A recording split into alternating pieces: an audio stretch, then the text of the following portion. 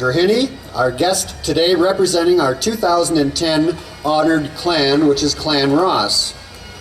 Her great-great-great-grandfather was Sir George Ross, the 5th Premier of Ontario from 1899 to 1905.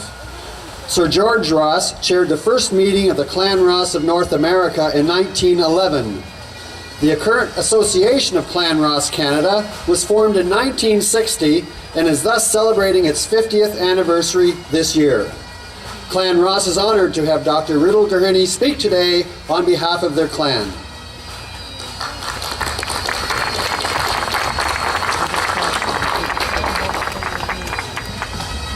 Honored guests, and all you here gathered, on behalf of Clan Ross, on our 50th anniversary, 100,000 welcomes.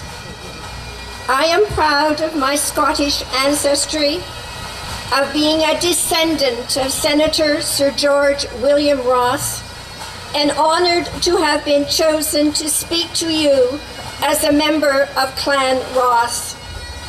Clan Ross is ennobled to be the clan of tribute at the 2010 Fergus Highland Games. I quote from a letter from my great-great-great-grandfather to the Secretary of Clan Ross. To be a clansman in the true sense of the word means a sense of brotherhood, to protect the weak and to assist a fellow clansman in adversity or need. This feeling of brotherhood is an inheritance to be prized.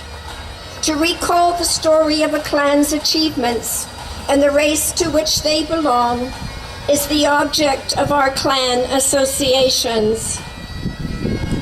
We come together on these occasions and at these special events, not only to watch, perform, and compete, but also for the majority of us to exchange stories. A people becomes known through the stories that are shared and told throughout the generations. Each of us is a storyteller. By sharing our stories, we participate in living history.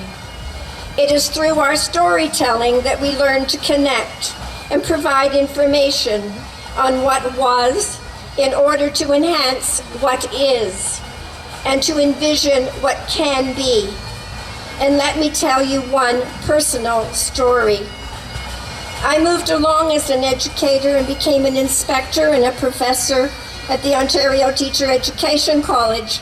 And from there, I was selected to enter administration and the bureaucratic side of education, eventually arriving to the position of executive assistant and special advisor to ADMs and DMs at the 22nd floor of the Mowat Block at Queen's Park.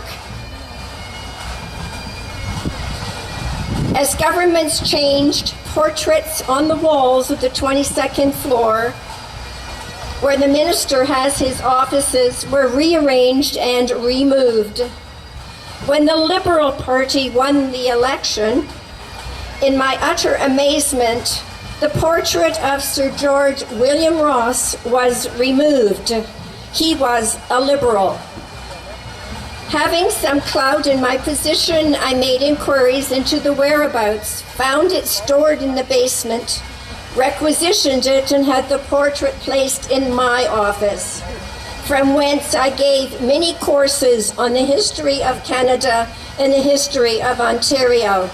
But certainly I was pleased to be working in the same ministry where my great-great-great-grandfather had been the boss. This past year, as part of the Heritage Ontario project, a number of plaques marking the graves of former premiers of Ontario were unveiled. I was favored to be invited to this event and assist the Lieutenant Governor in unveiling the marker for Sir George William Ross.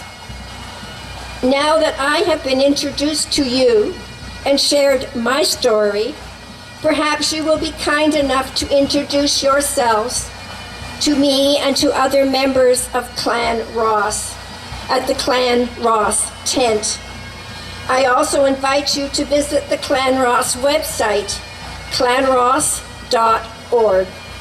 Once again, special thank you to those responsible for my kind invitation, and to all of you of Scottish heritage, and all of you who are Scottish by desire, for listening to my story. I hope you will join us at the Ross tent and tell us some of your stories. The Clan Ross motto, Spem Successus All Eat, Success Nourishes Hope, seems very appropriate for the Fergus Highland Games of 2010.